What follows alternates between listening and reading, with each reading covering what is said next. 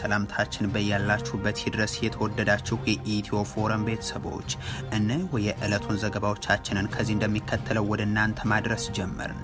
አበይት ነጥቦቹን በቅድሚያ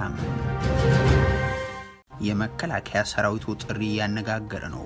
ሀገርን በደምና በክብር ልታገለግሉ የተዘጋጃችሁ ተማሪዎችና ወጣቶች ተቀላቀሉን ይላል። ከዚህ ጋር በተያያዘ የሚቀርበው መረጃ ቀዳሚ ይሆናል።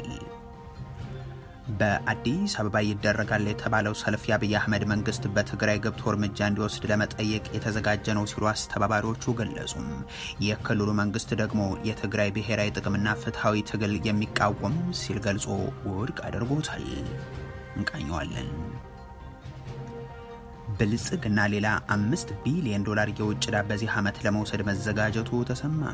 የአበዳሪዎችን ትዕዛዝ ተከትሎ ከመጪው መስከረም ጀምሮም በኢትዮጵያውያን ላይ ተጨማሪ ቀረጥ ክፍያዎች ሊጣሉ እንደሆነም ተነግሯል። ዝርዝሩ ተዘጋጅቷል።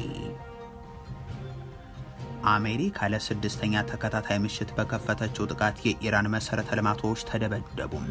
ኢራን በበኩሏ በኦማን፣ በኩዌት፣ በባህሬንና በሶሪያ የሚገኙ የአሜሪካ የጦር ሰፈሮችን መታ ውላለች። ከዚህ ጋር በተያያዘም ሁቲዎቹ ቀይ ባህርን እንዲዘጉ ትዕዛዝ እንደተላለፈላቸው ተሰምቷል። የተወደዳችሁ የኢትዮ ፎረም ቤተሰቦች አብራችሁን ስትቆዩ እነዚህን እና ሌሎችን መረጃዎችን ትሰማላችሁ። ሰናይ ቆይታ ይሆንላችሁ። የመከላከያ ሰራዊቱ ጥሪ ያነጋገረ ነው። ሀገርን በደምና በክብር ልታገለግሉ የተዘጋጃችሁ ተቀላቀሉን ይላል። የኢትዮጵያ ወታደሮች ታሪክ ቅኝ ገዥን በማሳፈር ወራሪን በመመከት ብቻ ሳይሆን በሌሎች ሀገራትም ድጋፍ ሲሹ ሰላም አስከባሪ ሆነው የሀገር ኩራት መሆን ነበር። የብልጽግናው ያለፉት ዓመታት የመከላከያ ሰራዊቱ ታሪክ ግን ኢትዮጵያንን በመግደል በየቀበሌው አላስፈላጊ መስዋዕትነትን በመክፈል ለዘመኑ ገዢዎች መንበር መጽናት ሲባልን በመቶ ሺዎች በመቁሰልና በመማረክ ነው። ይህ ሰራዊት በጎረቤት ሀገራትም እንደ መከታና የሰላማቸው ዋስትና ሆኖ ከመታየት ወደ ይውጣልን ጥያቄ የሚቀርብበት፣ በዓለም አቀፍ ተቋማትና መድረኮች ደግሞ በገዛ ዜጎቹ ላይ የጅምላ ግድያም፣ አስገድዶ መድፈርና መሰል የጦር ወንጀል ድርጊቶች ጋር በተያያዘ ስሙ የሚነሳ አድርገውታል። እነዚህ የብልጽግና ገዢዎች የታላቁ ሩጫ ሰልፈኛ እያሉ ስልጣናቸውን ሊያስጠብቅ ሲጋደል ከተማረከ በኋላ የሚሳለቁበት ይህ ሰራዊት ሲቆስል ዞረው የማያዩት፣ ሲሞት መርዶውን ለቤተሰብ የማይነግሩለት፣ ሲናገር ደግሞ እንደ ጠላት የሚፈርጁት የድሃ ኢትዮጵያን ስብስብም ነው። እኔ በጣም ያሳሰበኝና በጣም ስጋት የሆነብኝ ነገር እነዚህ አባላት ላይ ጸጥታ አስከባሪዎች አባላት ላይ እንደዚህ አነዛቻና ማስፈራራ ካደረጉ ስንት ሲቪል ማህበረሰብን እያሰቃዩ እያፈኑ ስቃይ እያደረሱበት እንዳለ መገመት አያቅትም፣ አያስቸግርም። እነሱ መናገር ስላልቻሉ ተደብቆ ያለ ስንት ነገር እንዳለ አሁን ይገባናል ማለት ነው። ለሀገር ብዬ ቆስያለሁ፣ ደምቻለሁ። ግን አተሳሰቡ አመራሮች፣ ከዛ ያሉ አመራሮች በብዛት የራሳቸውን ቦርጭና የራሳቸውን ትከሻ ማሳደግ ነው እንጂ የዳ ልጅ ሸጥ እያስገቡ ነው ያላግባብ የሚያስጨፈጭፉት። እንደዚህ አይነት እስካሁን እኔ አሁን ባላውን በሩ የተቀመጠውን በር ያለው ሰውዬ እስከመጣው ድረስ ግጭት ብቻ ነው። በሰላም አንድ ቀን በነጻነት መኪና ጎዞ ማያቅም። እኛም ወታደሩም ራሱ ሲቃይ ይበላ ዝም ብሎ በየቦታው ላለፉት 8 የብልጽግናው ዓመታት ስንት ወጣቶችና ታዳጊዎች ታፈሱ? ምን ያክሉስ በሰሞንኛ ሞቅታ እየተመለመሉ ወደ እርስ በርስ ጦርነት ተማገዱ? የሚለውን የሚያውቁት የሀገሪቱ ተራሮችና የውጊያ ግንባሮች ብቻ ይሆናሉ። ያ በየጊዜው እየተመለመለና ወታደራዊ ማሰልጠኛ ተቋማትን እያጨናነቀ የታየ ታዳጊና ወጣት እየተገባ የሚለውን የማይመልሱት የብልጽግናው ሹማምንትና ወታደራዊ አዛዦች ግን ዛሬም አፈሳና የተቀላቀሉ እንቅስቃሴ ላይ ናቸው። ትናንት የተሰራጨው የመከላከያ የተባለውና በአገዛዙ ልሳናት በኩል የተላለፈው ጥሪም የዚህ የቀጠለ ቅስቀሳ አካል ነው። ሳናፍሳችሁ በሚል ሁናቴ ከሐምሌ 6 ጀምሮ የተጀመረውን መከላከያን የመቀላቀል ጥሪ ተቀበሉ። ሀገርን በላብ በደምና በክብር የማገልገል የጋለ ፍላጎት ያላችሁ ወጣቶች፣ ተማሪዎች፣ እንደዚሁም በተለያዩ ዘርፎች ላይ የሙያ ባለቤት የሆናችሁ የሀገር ፍቅር ወኔ በውስጣችሁ የሚንተገተግ ግቡ ይላል። ሀገርን በውትድርና ማገልገል ክብር መሆኑ ሀቅ ቢሆንም ቅሉ ጠላት ለዛውም የወንድም ጠላት በየጊዜው እያፈራረቁለት ወንድሙን ገዳይ አሊያም በወንድሙ ሟች ወጣት ነው የሀገር ፍቅር ወኔ ያለህ ግባ እያሉ የሚጠይቁት። ብልጽግና አሁንም እየተዘጋጀባቸው ለሚገኙ ጦርነቶች ከነዚህ አዲስ ምልምሎች ባሻገርም የሚሊሻ አባላትንም ከሰራዊቱ ጋር ትቀላቀላላችሁ ከዛም ለምናደርገው ጦርነት ተሳታፊ ትሆናላችሁ ማለት ከጀመረ ሳምንታት እየተቆጠሩ ነው። በአማራ ክልል በ10 ሺዎች የሚቆጠሩ የሚሊሻ አባላት ወደ ሰሜንና ለቀይ ባህር ለሚደረግ ጦርነት እየተባሉ እንዲዘጋጁ እየተነገራቸው ነው። በኦሮሚያ ክልል ደግሞ ይህ አሃዝ በመቶ ሺዎች የሚሊሻ አባላት ላይ ከፍ ብሏል። ከዚህ በፊት በመሰል መንገድ እየተቀሰቀሱ ወደ ጦርነት ለዛውም ወደ እርስ በርስ ውጊያ የተላኩ ምስኪን አርሶ አደር ሚሊሻዎች የገጠማቸው ግን የሚታወቅ ነው። አርሶ አደር ነኝ ሚሊሻ ነኝ። መቼ መጣ ወደዚህ? አንድ ሳምንት አልቆየም። ስልጥና ወይስ ዝም ብለህ? እኔ ሰልጥናለሁ። ምን ስልጥናለህ? ካላሽን ሰልጥ ዝም ብለህ ነው የገባው? ዝም ብሎ ከመንገድ ላይ ይዞ ነው እኛ እያረስን ይዞ ሄዱኝ እኮ። ልጆች አሉ? ትዳር አለ? ልጆች አሉ? ቤተሰብ? ልጆች ባለ። ስንት ልጆች አሉ? አንድ 4 ልጆች አሉ። 4 ልጆች? ትናንሽ ልጆች። አርሰን ነው የምትተዳደረው ወይስ? አዎ አርሰን ነው የማስተዳድረው። ምን አለኝ ካላስ ገብር በኩል በአዲስ አበባ ይደረጋል የተባለው ሰልፍ የአብይ አህመድ መንግስት በትግራይ ገብቶ እርምጃ እንዲወስድ ለመጠየቅ ነው ሲሉ አዘጋጆቹ ገለጹም። የክልሉ መንግስት ደግሞ የትግራይ ብሔራዊ ጥቅምና ፍትሐዊ ትግልን የሚቃወም ሲል ገልጾት ውድቅ አድርጎታል። የተቃውሞ ሰልፍ የተወገዘ በሆነባት አዲስ አበባና ኢትዮጵያ ትግራይና በትግራይ የሚገኙ አካላትን ለማውገዝ ተደጋጋሚ ሰልፎች ተጠርተው ያውቃሉ። ከሰሞኑ ይደረጋል የተባለውን ሰልፍ ለየት የሚያደርገው ደግሞ ከዚህ በፊት ሰልፍ ይወጣባቸው የነበሩ የክልሉ የቀድሞ አመራሮች አስተባባሪነት የሚደረግ መሆኑ ነው። ይህ ሰልፍ ደግሞ በብልጽግናው ልሳናት ዋነኛ አጀንዳ ሆኖ እየተስተጋባ ያለ ሆኗል። ህወሓትን ለማውገዝ በሚል ተጠራ የተባለው ይህንን ሰልፍ በተመለከተ የሚናገሩት ከአስተባባሪዎች አንዱም የብልጽግናው መንግስት ትግራይ ላይ ገብቶ እርምጃ እንዲወስድ መንግስት መሆኑንም እንዲያሳየን ለመጠየቅ ነው ሲሉ ተሰምቷል።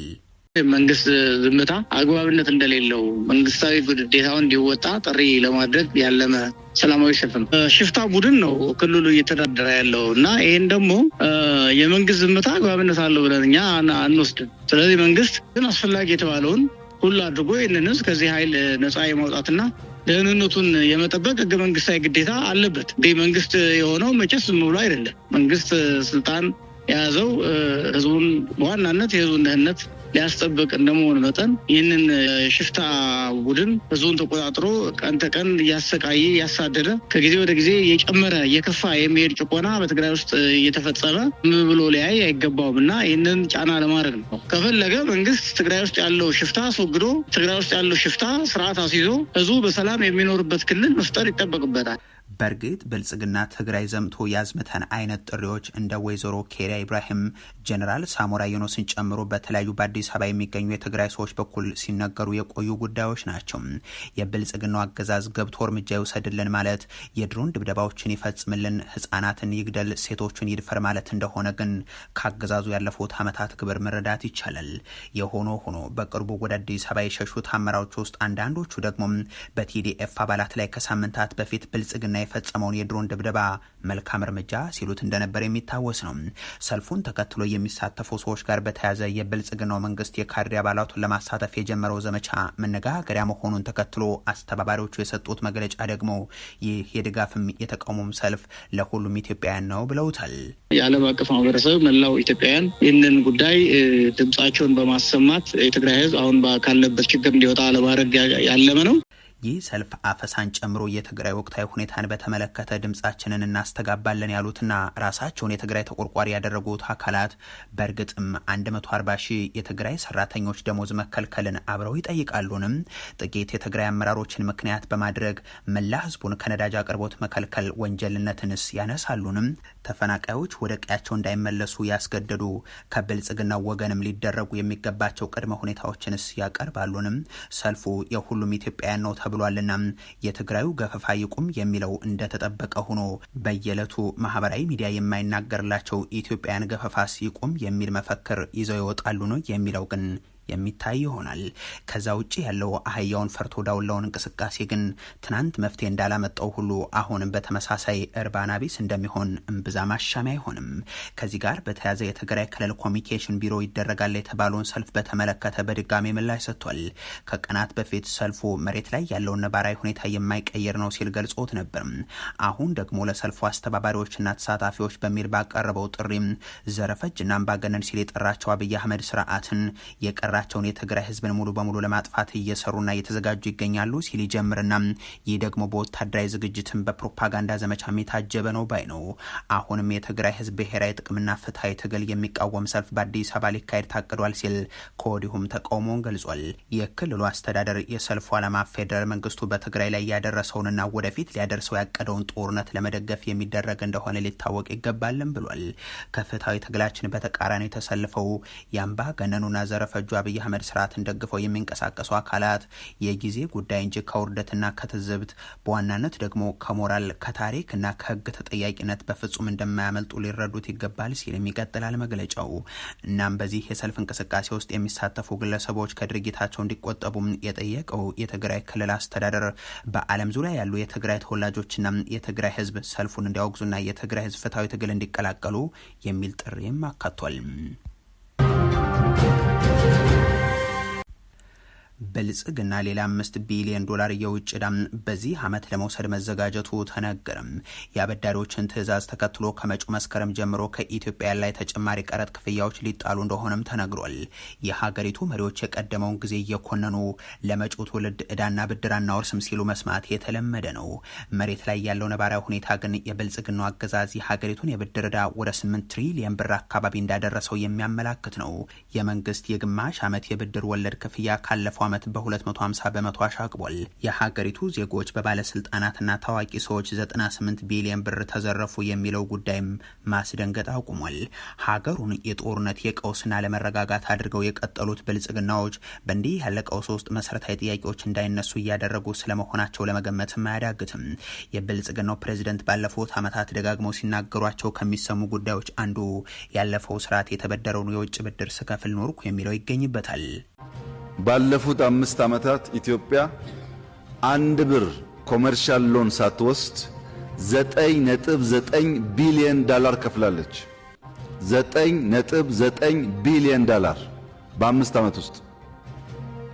ያ የተከማቸውን የዕዳ ስብራት ለትውልድ ማሸጋገር የለብንም በሚል መርህ የነበረን ዕዳ እየከፈል ተጨማሪ ሳንበደር ነው ይሄ ሁሉ ተአምር የሰራ ነው።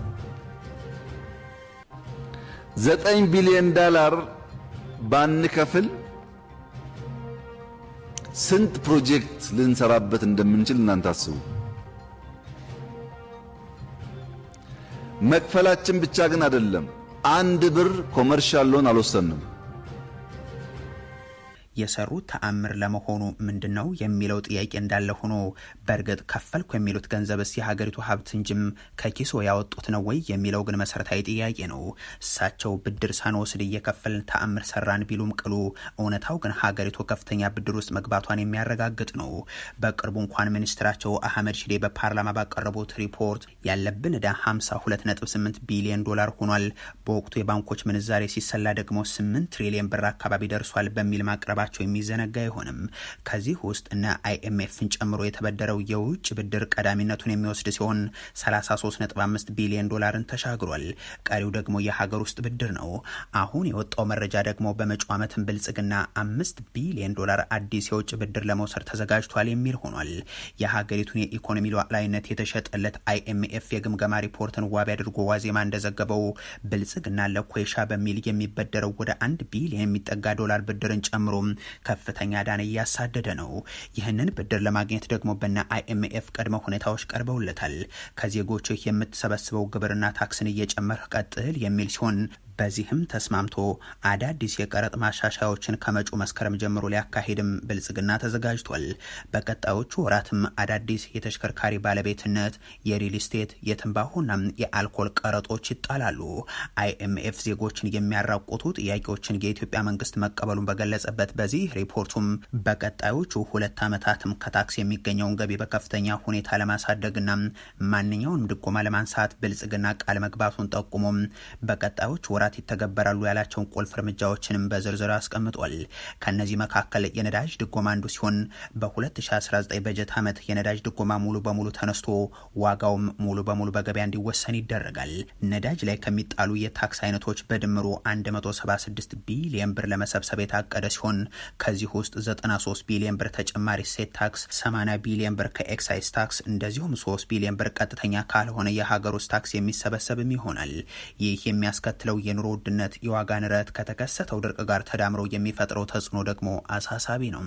IMF ለፖሊሲዎቹ ትግበራ ስጋት ሊሆኑ ይችላሉ ያላቸውን ሁኔታዎች በዝርዝር ያስቀመጠ ሲሆን በሀገሪቱ የተከሰቱ ጦርነቶች እየተባባሱ መሄድና በጎረቤት ሀገራት ሊፈጠሩ የሚችሉ አለመረጋጋቶች ደግሞ በቀዳሚነት ተቀምጧል።